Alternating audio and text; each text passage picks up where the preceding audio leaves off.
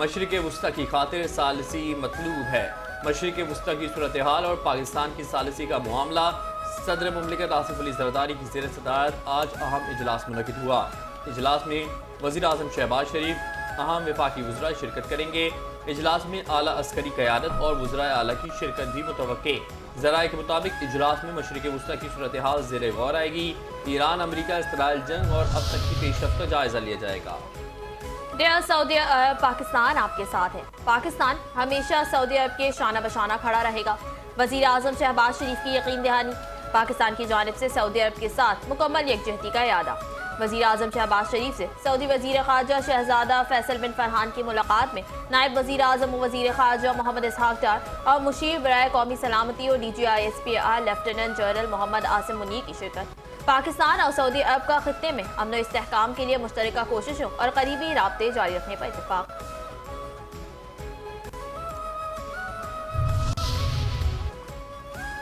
जहां चार यार मिल जाएं वहां अमन हो बहाल। मशरिक़ वस्ती में कशीदगी के खात्मे के लिए पाकिस्तान में बड़ी बैठक। पाकिस्तान की मेज़बानी में 4 ममालिक का अहम मुशावरती इजलास। पाकिस्तान, सऊदी अरब, तुर्किया, मिस्र के वज़राए ख़ारजा की शिरकत। नायब वज़ीर आज़म और वज़ीर ख़ारजा सेनेटर इसहाक़ डार ने कहा, चारों ममालिक की कोशिश है खित्ते में जल्द अज जल्द जंगबंदी हो। खित्ते में कशीदगी की कमी के लिए पाकिस्तान अमरीकी क़यादत के साथ राब्ते में है। पाकिस्तान को उम्मीद है कि ईरान और अमरीका के दरमियान जल्द मुज़ाकरात होंगे। चीन पाकिस्तान की तामीरी किरदार की भरपूर हिमायत कर रहा है। खित्ते की तरक्की के लिए मुस्लिम उम्मा का इत्तेहाद ज़रूरी है।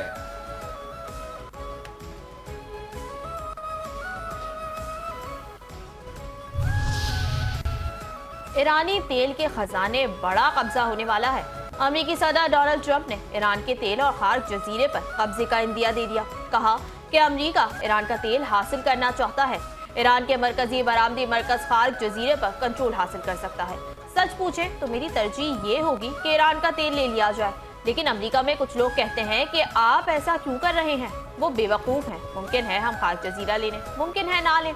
हमारे पास बहुत से ऑप्शंस हैं, लेकिन इसका मतलब ये भी होगा कि हमें कुछ अरसा वहाँ रहना पड़ेगा।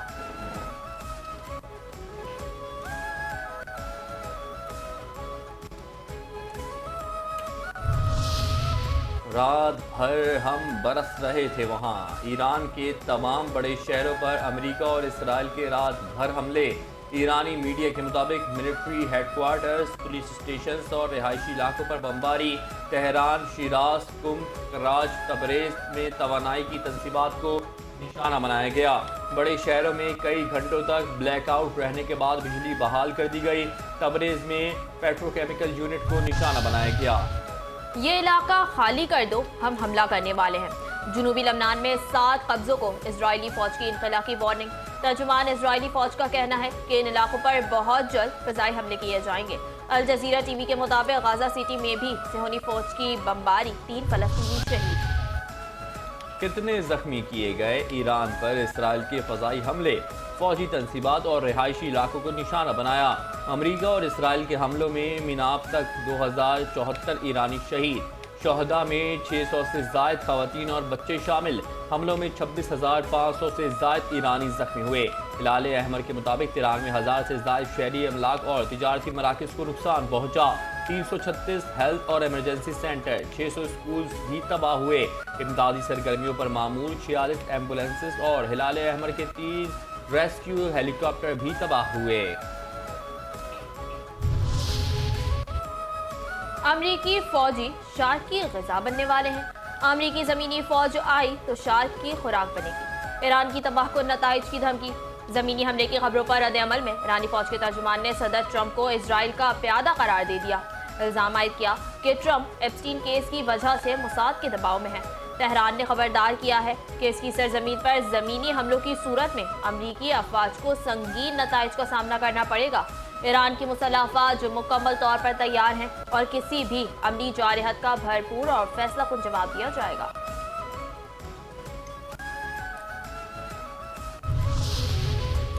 ईरान की जानिब से मीज़ाइल हमले के बायस इसराइली पार्लियामेंट का इजलास मौखर करना पड़ गया। इसराइल पार्लियामेंट के बजट सेशन के दौरान ایرانی حملے کے سائرن بجے۔ سائرن کی آواز پر اسرائیلی پارلیمنٹ کے ارکان اجلاس چھوڑ کر شیلٹر منتقل ہو گئے۔ امریکی نیوز چینل کی ٹیم پر حملے کے بعد اسرائیلی آرمی چیف نے ایکشن لیتے ہوئے مغربی کنارے کی پوری فوجی بٹالین معطل کر دی۔ امریکی چینل کی ٹیم اسرائیلی قابضین کی جانب سے فلسطینیوں کی بستی پر زبردستی قبضے کے بعد کوریج میں مصروف تھی۔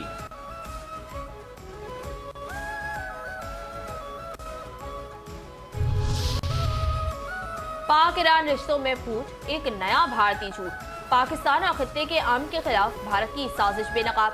پاکستان کی عالمی اہمیت سے خائف بھارت دنیا کے امن کا دشمن بن گیا۔ افغانستان کے ساتھ مل کر بھارت کا اسٹریٹجک ڈس انفارمیشن حملہ مشرق وسطی میں امن کی پاکستانی کوششوں کو سبوتاژ کرنے کا خطرناک منصوبہ بنایا۔ خفیہ ڈس انفارمیشن نیٹ ورک کے ذریعے ایران کے نام پر پاکستان کے خلاف منظم اور اسٹریٹجک پروپیگنڈا آپریشن لانچ کیا گیا۔ جعلی ایرانی شناختوں کے ذریعے پاکستان میں نفرت پھیلانے کا بیانیہ گھڑنے کا انکشاف ہوا۔ ڈس انفارمیشن مہم کا آغاز INN ایران نیوز اور ایران ٹی وی جیسے گھوسٹ ایکس اکاؤنٹ سے کیا گیا۔ بھارت سے آپریٹ ہونے والا پلیٹ فارم عالمی سطح پر جھوٹ پھیلاتا رہا۔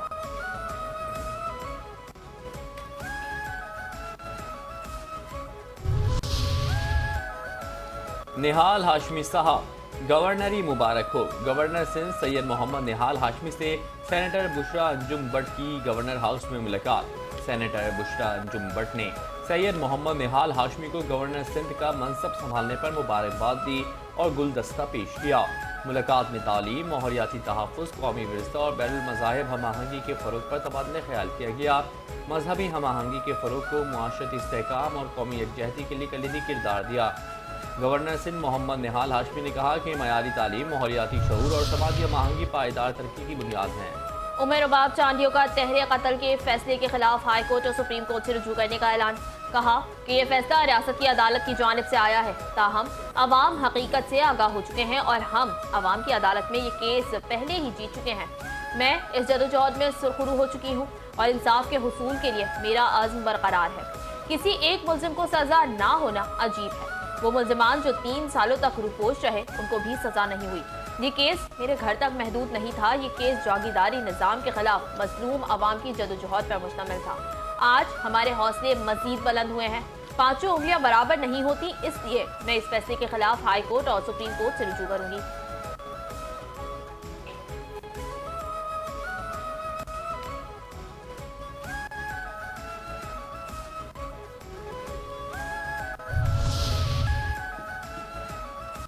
اشفاق مجید وانی کی ولولہ انگیز یادیں۔ بہادر کشمیری رہنما اشفاق مجید وانی کی شہادت کو 36 برس بیت گئے۔ اشفاق مجید وانی نے نوجوان نسل کو بیدار کیا اور تحریک آزادی کشمیر میں نئی روح پھونک دی۔ 1980 کی دہائی کے آخر میں ابھرنے والی نوجوان مزاحمتی قیادت کا اہم نام اشفاق مجید وانی تھے، جنہوں نے سیاسی شعور اور بیداری کو تقویت دی۔ اشفاق مجید وانی دین اور فکر اقبال سے متاثر باہمت رہنما تھے، جنہوں نے نوجوانوں میں آزادی اور حریت کا جذبہ پیدا کیا۔ 30 مارچ 1990 کو سری نگر کے علاقے حوال میں بھارتی قابض فورسز نے بزدلانہ کارروائی کرتے ہوئے انہیں گھیر لیا۔ اشفاق مجید وانی قابض بھارتی فوج کے خلاف آخری دم تک بہادری سے لڑتے ہوئے شہید ہو گئے۔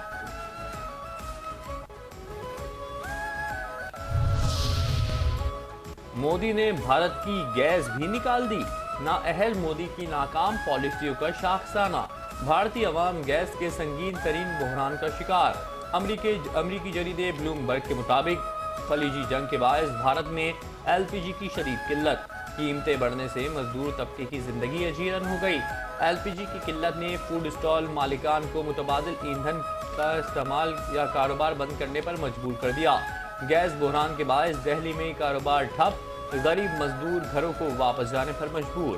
بھارت میں مینوفیکچرنگ اور دیگر معاشی سرگرمیاں متاثر، اہم صنعتوں کو اشیاء کی قلت اور بڑھتی قیمتوں کا سامنا ہے۔ ماہرین کا کہنا ہے کہ مودی حکومت کے پاس ہنگامی صورتحال کے لیے مناسب اسٹاک موجود نہیں، جس کا خمیازہ آج بھارتی عام شہریوں کو بھگتنا پڑ رہا ہے۔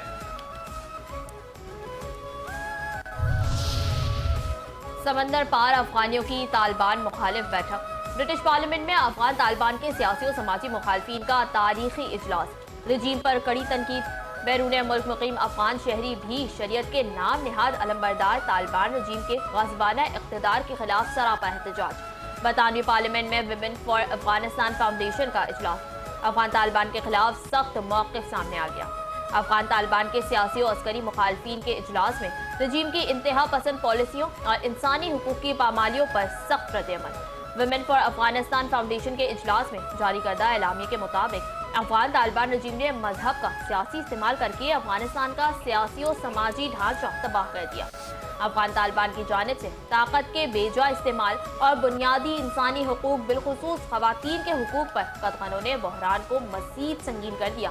افغانستان کی بگڑتی انسانی اور اقتصادی صورتحال، بڑھتی غربت اور عوامی مشکلات رجیم کی نااہلی کی دلیل ہیں۔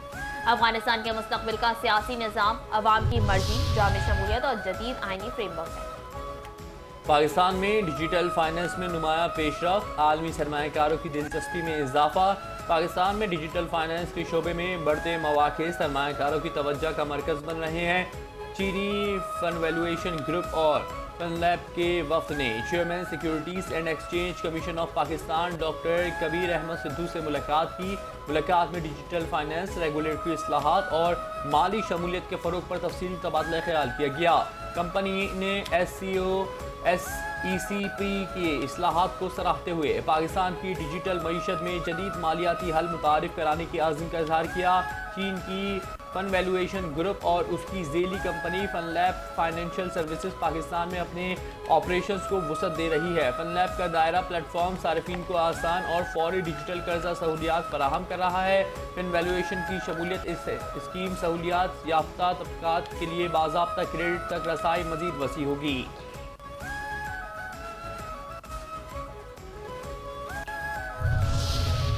پی ایس ایل سیزن 11 میں کراچی کنگز نے لاہور قلندرز کو 4 وکٹوں سے شکست دے دی۔ کراچی کنگز نے 129 رنز کا ہدف آخری اوور میں 6 وکٹوں کے نقصان پر پورا کر لیا۔ پاکستان سپر لیگ سیزن 11 میں کوئٹہ گلیڈیٹرز کی مسلسل دوسری کامیابی۔ 5ویں میچ میں کوئٹہ گلیڈیٹرز نے حیدرآباد کنگز مین کو 40 رن سے شکست دے دی۔